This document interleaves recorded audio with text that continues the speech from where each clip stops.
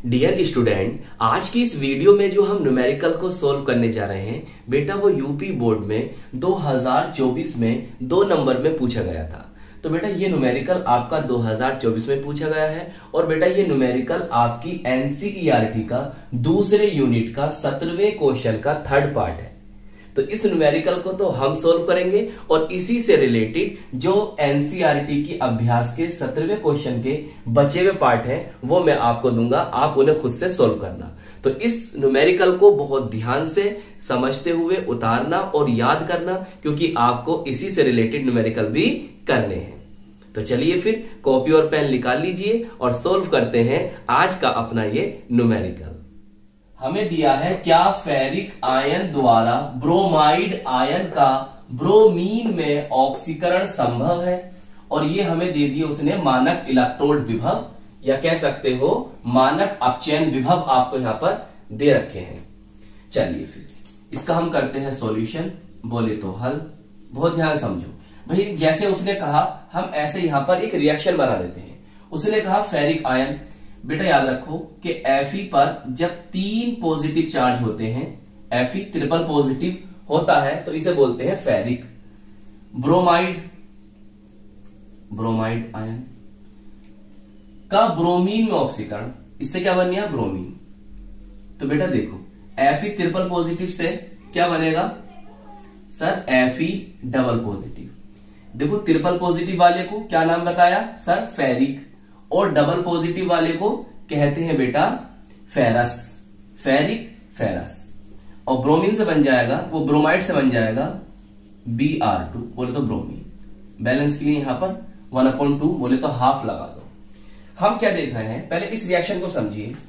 हम देख रहे हैं कि देखो बेटा ये एक रेडॉक्स अभिक्रिया है। इस समय क्या है, संभव है असंभव है वो बात की बात है, पहले से समझो।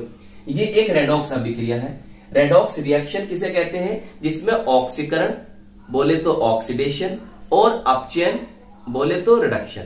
ऑक्सीडेशन और रिडक्शन दोनों साथ साथ होते हैं।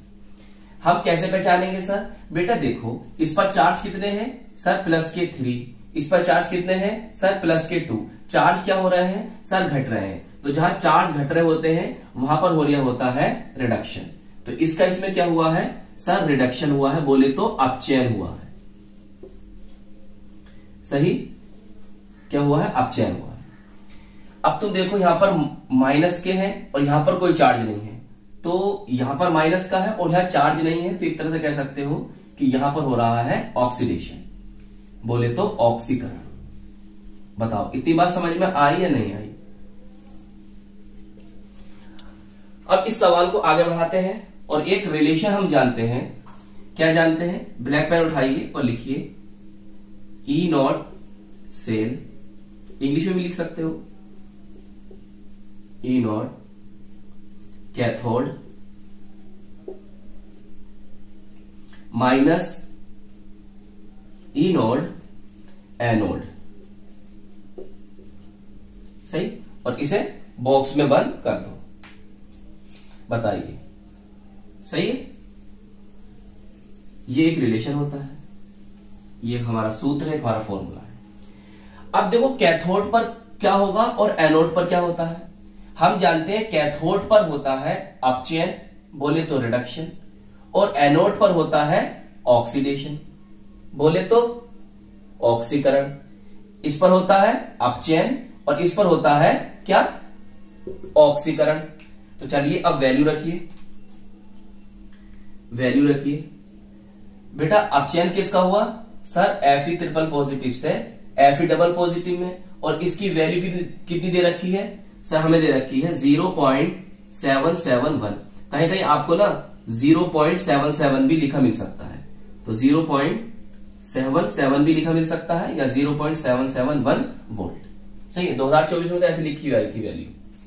और एनोड पर क्या होता है बेटा, ऑक्सीडेशन।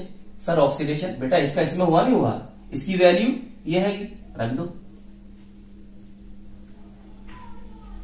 सही, हमने रख दिया। सब काय में है, ये वोल्ट्स में है, वोल्ट में है।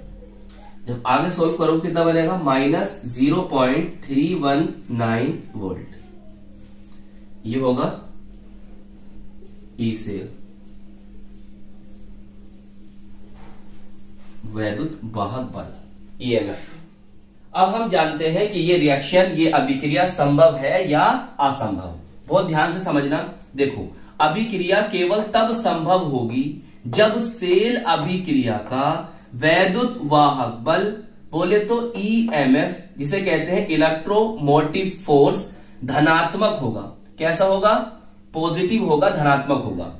अतः ई नोट सेल का ऋणात्मक मान ये दर्शाता है कि Fe ट्रिपल पॉजिटिव, बोले तो फेरिक आयन द्वारा Br नेगेटिव, बोले तो ब्रोमाइड आयन का ऑक्सीकरण ऑक्सीकरण ब्रोमीन में नहीं होगा। मतलब ये जो रिएक्शन देख रहे हो आप, ये असंभव रिएक्शन है, ये संभव नहीं है।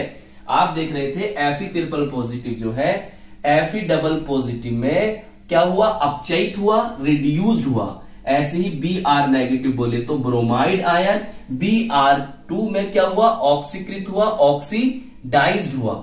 इसका आपने अपचयन देखा, रिडक्शन देखा, इसका आपने ऑक्सीडेशन देखा। तो ये रिएक्शन संभव नहीं है। क्यों नहीं है? क्योंकि इसका मान क्या आया है? ऋणात्मक आया है। अगर इसका मान धनात्मक आता तो ये रिएक्शन संभव होती। बताइए, समझ में आई बात? चलिए अब इन क्वेश्चंस को, जो एनसीईआरटी के अभ्यास से बचे खुचे क्वेश्चन हैं, इन्हें आप खुद से सोल्व करेंगे।